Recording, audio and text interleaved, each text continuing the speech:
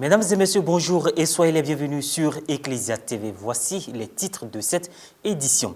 La deuxième Assemblée générale ordinaire du Conseil national du laïcat de Côte d'Ivoire, CNLCI, s'est tenue du 26 au 29 mai dernier en la paroisse cathédrale Saint-Jean-Baptiste dans l'archidiocèse de Korogo. À cette Assemblée générale, placée sous le thème « Pour un laïcat fort, construisons l'Église du Christ en lien avec la synodalité », des communications et des ateliers sur diverses thématiques ont été au menu de cette rencontre entre les laïcs et les prêtres qui rentrent dans la vision des évêques de Côte d'Ivoire. Et puis la journée culturelle organisée le jeudi 26 mai dernier par le séminaire universitaire Saint-Paul VI en son sein s'est déroulée en présence des séminaristes, des prêtres formateurs et des invités. Cette journée qui avait au programme plusieurs activités a ouvert le triduum de la célébration du jubilé d'argent du dit séminaire. Le Conseil national du laïcat de Côte d'Ivoire, CNLCI, a tenu du 26 au 29 mai dernier sa deuxième Assemblée générale ordinaire à la paroisse cathédrale Saint-Jean-Baptiste de Korogo. La messe et la cérémonie d'ouverture ont eu lieu le vendredi 27 mai dernier en présence du préfet de la région du Poro, des clercs et des laïcs. Reportage Pierre Richemont, commentaire Maria Bissier. Pour un laïcat fort, construisons l'Église du Christ en lien avec la synodalité.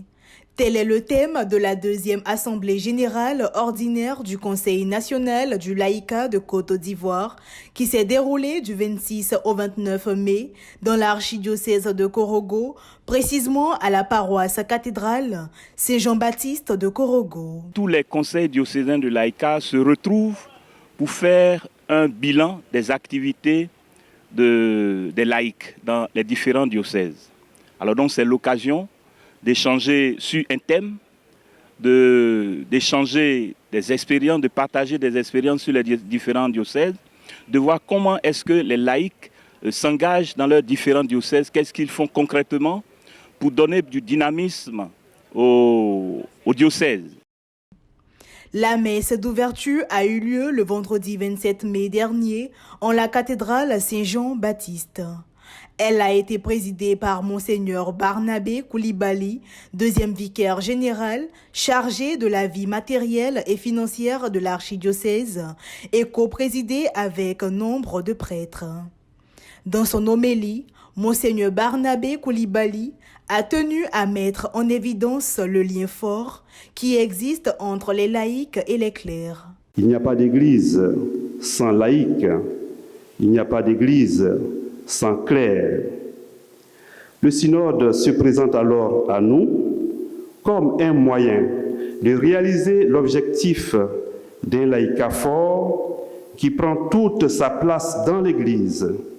Le père François Comenon Kanga, secrétaire national exécutif des œuvres catholiques, représentant Monseigneur Boniface Ziri, évêque d'Abangourou, président de la commission épiscopale chargée de l'apostolat des laïcs, de la famille et des pèlerinages, a déclaré officiellement ouverte la deuxième Assemblée générale ordinaire du Conseil national du laïcat de Côte d'Ivoire. Je voudrais déclarer ouvert les travaux de la deuxième Assemblée générale ordinaire du laïcat national. Que Dieu vous bénisse. La cérémonie d'ouverture de la deuxième Assemblée générale ordinaire du Conseil national du laïcat de Côte d'Ivoire s'est déroulée dans la salle Monseigneur Nogbou. Elle a consisté à des allocutions, en l'occurrence celle de Monseigneur Charles Diarasouba, vicaire général de l'archidiocèse de Korogo, au nom de Monseigneur Ignace Dogbo Bessi, ordinaire du lieu, du préfet de la région de Poro, Monsieur André Ekpono. Le message de son éminence Jean-Pierre Cardinal Coutois, archevêque métropolitain d'Abidjan, lu par le père Zébi Louga Joseph. Le message du nonce apostolique en Côte d'Ivoire, lu par le père François Comenon Kanga. L'adresse du président du Conseil national du laïcat en Côte d'Ivoire, Monsieur Yao Patrice. Pour un laïcat fort, Construisons l'Église du Christ en lien avec la synodalité. Tel est le thème de l'enseignement donné par le secrétaire national exécutif des œuvres catholiques, le Père François Comenon. La synodalité, c'est ceci, marcher tous ensemble et en vivant la communion, en vivant surtout la participation de tous pour une mission fructueuse. L'Église a besoin de tout le monde, tous les baptisés, comme tous les catéchumènes. Nous formons, comme je l'ai dit tout à l'heure, un seul corps.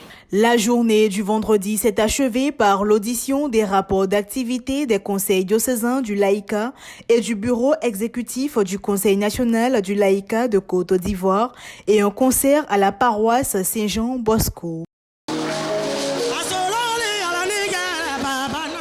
Le jeudi 26 mai dernier, en la solennité de l'Ascension, s'est tenue la journée culturelle du séminaire universitaire Saint-Paul VI de Cocody-Mermoz, ouvrant ainsi le trédum de la célébration de son jubilé d'argent. Cette journée culturelle a permis d'une part de prier en église et d'autre part de s'imprégner des réalités que vivent les séminaristes et les prêtres formateurs. Reportage Charlène Kouadio, Maria Bissier.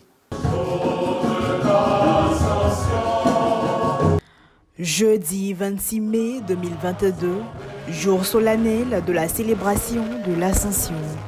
Le séminaire universitaire Saint-Paul VI a organisé une journée culturelle qui a permis à des dizaines de visiteurs de se faire une idée de l'environnement et l'ambiance qui y règne. Une cérémonie qui s'inscrit dans le cadre de la célébration de son jubilé d'argent, soit 25 ans d'existence. Cette journée respectant un dress code, la tenue traditionnelle et un programme donné s'est déroulée en ses différentes étapes. La messe solennelle a été officiée à la chapelle de cette maison de formation par le vice-recteur du séminaire, le père Boris Segla. Lors de sa prédication, le père Boris a insisté sur le fait qu'à travers l'ascension, nous devons comprendre que la vie éternelle est une réalité. Il a de même invité l'Assemblée à célébrer le Christ, car il règne effectivement.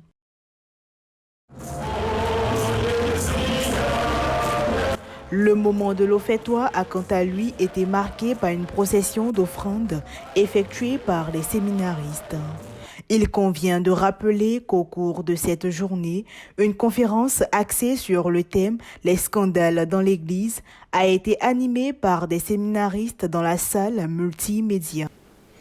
Nous avons évoqué trois grandes causes. La première, c'est le fait que les contacts et les charges ne sont pas assez contrôlés. Il y a de toute façon des mesures à prendre pour empêcher à la fois des mauvais comportements ou pour éviter toute mauvaise interprétation de comportement. La deuxième cause que nous pouvons évoquer, c'est le sentiment d'impunité. La troisième cause, c'est la survalorisation du pardon. Dans la culture catholique, le pardon occupe une place prépondérante. L'Église a longtemps pensé que la confession valait absolution et que la rémission des péchés devait suffire à faire cesser les pratiques délictueuses. Mais la protection de la hiérarchie a tendance à trop vite accorder le pardon aux coupables. Au Vatican, comme dans les évêchés, la prise de conscience du problème des situations irrégulières fait son chemin. Ce temps de réflexion riche en échanges a permis à tout un chacun d'apprendre un peu plus sur les thématiques abordées. Les pensionnaires ont aussi échangé avec leurs visiteurs sur leurs conditions de vie et d'études.